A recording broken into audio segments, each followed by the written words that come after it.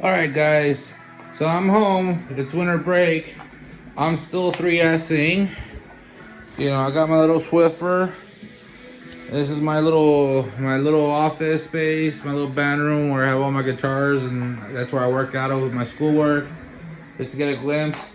These are all kind of like the books I've been reading for my master's program and for like some studying that I've been doing for some Google Ads stuff, so tons of notebooks, tons of reading. So I'm trying to just sweep, sort, standardize. And I really don't like this cable mess. You know, we have my little pedal board, my little amp, and my plug for the guitars. But then I also have this little reading light. And it's kind of clunky here.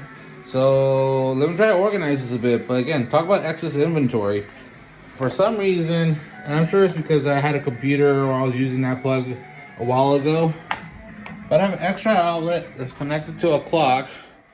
By the way, this is a CD player that I had since I was in 5th grade. The CD player doesn't work, but I just can't I can't find it in myself to get rid of it.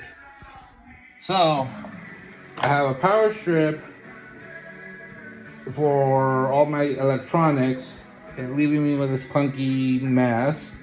Let me try to reorganize this a bit and see if I can get rid of that power strip and just kind of tidy up the cable so it's not as like nasty looking.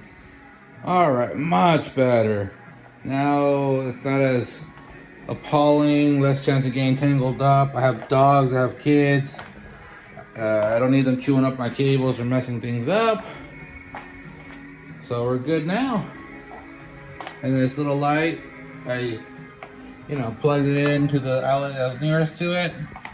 Now I have an extra power strip. Let me just put this away in storage. I'm sure I could find use for it elsewhere around the house. Again, no more excess inventory. It's standardized, cleaned up a bit. Nice little improvement. So again, fix what bugs you even at home.